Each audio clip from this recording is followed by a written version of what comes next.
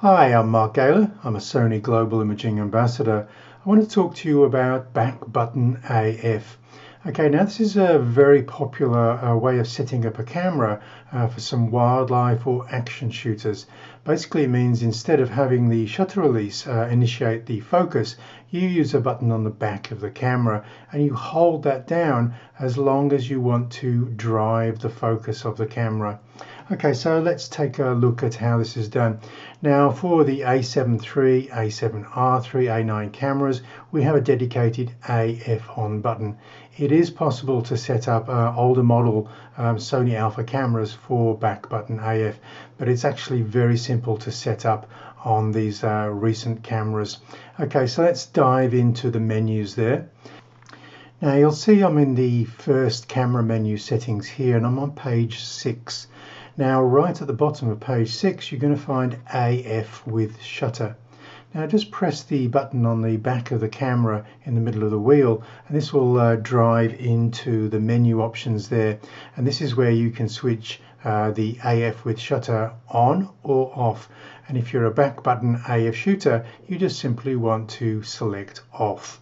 Okay, well now that is in the off position, you've actually just set up the camera for back button AF. Now it may seem as simple as that, but back button AF isn't a single ingredient for success when shooting action sports. So I'd just like to cover some of the other menu options you probably want to visit if that's the reason you're coming towards back button AF as a workflow solution. So let's just drive through some of the camera menus. Let's go back right to the very first page of that first camera menu. Now if you're a RAW shooter, and I've set the file format to RAW on this page here, you do want to consider whether you're going to shoot in compressed or uncompressed. If you do choose compress, which would be my recommendation for shooting sports action, then you're going to increase the number of images that the buffer of the camera can store. So you're going to have a longer burst of images before the camera slows down as it writes those images to the memory card. Okay, so let's moving through the menus on page 3, drive mode. This may seem fairly obvious, but obviously most photographers shooting sports, action, wildlife are going to shoot bursts of images, so you need to set the drive mode to continuous shooting. Now, continuous shooting has a number of options. We have high on this A7R3, that would be 8 frames per second, and also on the A7RIII camera. We actually have a faster frame rate, 10 frames per second on these cameras if we select high plus, but we don't get live view when we're panning the camera with high plus. So you're going to find it more difficult to track a subject with high plus than had you selected high. So again, I would possibly recommend shooting high for most action sports wildlife photography. Perhaps the second most important setting for back button AF users is continuous AF. Basically we're avoiding using the single shot AF simply because when we let go of the AF on button, we stop the focus. Okay, so let's just going further down that same page there, we have focus area. Now I can't tell you what the best focus area is in this movie because I am constantly switching focus area depending on the subject. What I would advise though is you do consider whether you're going to use maybe wide or zone or one of the spot options, or whether you're going to choose one of the lock-on AF options. Now I have separate movies on this on AF. I have an AF masterclass movie that will probably guide you as to which of the focus areas you want for what particular subject. But I just need you to consider that it's not just about back button AF, it's also about some of these more advanced settings that we have available to us in the camera. Okay, if we come down to priority set in AFC, because we've set the autofocus to continuous, then you're going to have a number of different options here as well. Again, if we press the button on the in the middle of the wheel on the back of the camera, we can dive into these options. Now by default it will be set to balanced emphasis, but we can adjust that to either AF or release. Now if you set it to balanced emphasis or AF, basically the camera will pause before it takes the first shot. Now we're only talking about a nanosecond here, but often a lot of photographers are curious as to why the first image, maybe as the runners part the blocks or the divers launch themselves off the side of the pool, maybe they don't have that specific image. And really what I would possibly get you to do is to set that to release if that first image is more important to whether it's critically sharp or not. On the next page we have a menu item called AF Track Sensitivity. Now by default it's set to number 3 standard, but if we enter that menu you're going to see a number of different options.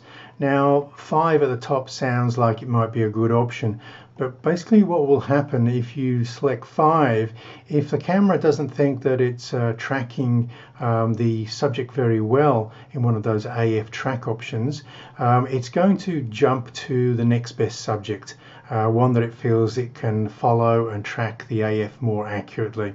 Now if you're tracking a particular player on a football field or a particular animal, and that is the most important one, you're actually better off lowering it to 1 locked on.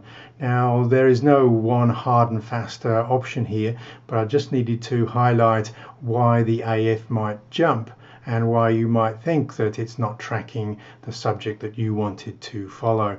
So again, it's not all about back button AF, it's about some of these advanced options as well. On page 9 we have other settings that you'll probably want to look at if you're shooting fast action, wildlife, sports, etc. Such as ISO. Are you going to set a fixed ISO or are you going to set auto ISO?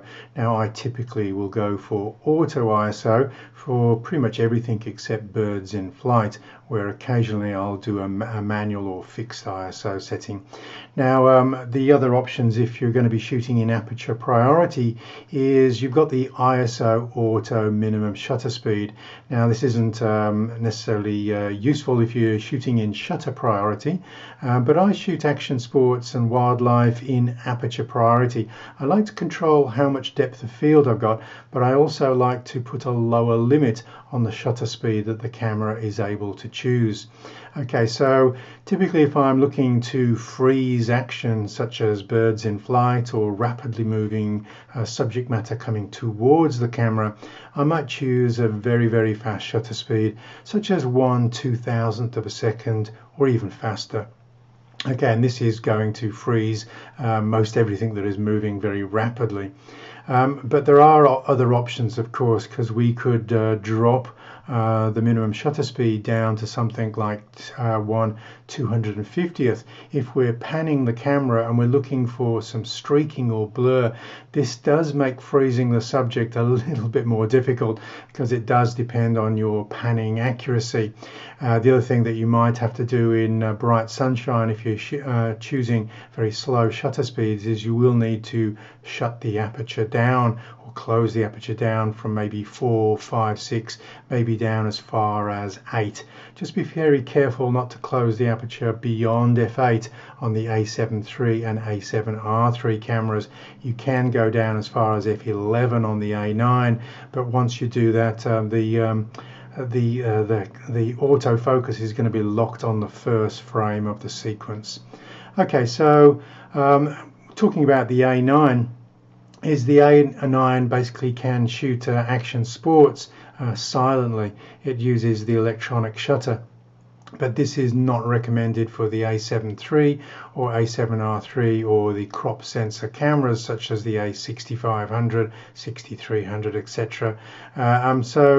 That is because you'll get shutter distortion on all cameras except for the A9 at this moment in time. Things may change. We might see the stack sensor from that A9 camera in newer model Alpha cameras, but at this moment in time, at the end of 2018, this is the options we have. So your silent shutter needs to be switched off when working with everything else except the A9. E-front curtain shutter should be on for shooting action sports. Occasionally some photographers will switch it off for doing some flash work or shooting into the sun. But generally for action sports, that should be on. You will get that faster frame rate with the electronic shutter switched on. Okay, so steady shot is grayed out because this is being recorded with a lens that has steady shot on off on the lens. Now, if you're using a lens and the camera is moving very erratically, you would be advised to switch steady shot off. Steady shot really is only helpful if you're trying to keep the camera steady. If you have one of Sony's white lenses, the telephoto zoom lenses, you will see mode 2 below the steady shot on off setting, and mode 2 is for panning. So generally, if the camera is moving erratically though, I would just switch steady shot off, especially if you're using those very fast shutter speeds. Okay, so we're coming down onto the second camera menu now, and on the 6th page of that you do have options on the A7RIII and the A9 camera to increase the finder frame rate to high, and obviously this is going to make it slightly easier to pan with fast moving subject matter. Also in that same second camera menu on page 7, we have an option to show how many images that we can still capture. Basically, it gives you an indication of how much of the buffer is left. This is actually very useful when you're doing very long bursts of images. You possibly don't want to run out of buffer altogether in case something else more interesting happens just shortly. And so typically I will set mine to shoot only display. It basically gives you a white line on the left side of the frame, and that will start shrinking as the buffer starts decreasing and expanding as those images are written to the memory card of the camera. If you have chosen to work with a back button AF workflow, it is probably worth remembering that you can quickly override that with an alternative focus method, and that is simply to depress the multi-selector or joystick on the back of the camera. This will immediately go into single shot AF with a center focus area, and that's a great alternative if you don't want to be continually working with continuous AF. Okay, so that sort of concludes my back button AF. You may have wanted to just dial out after the first minute of the movie, but some people may mistakenly think that back button AF is the only setting that you need to choose for reliable fast action sports photography. But of course there's a bunch of other settings, and you will find on my Alpha Creative Skills YouTube channel, you'll find dedicated movies to shooting action sports on camera specific models. So take a look at those if you're wanting to refresh and look at specific settings for your Alpha camera. Okay, I'm Mark Gaylor, Sony Global Imaging Ambassador.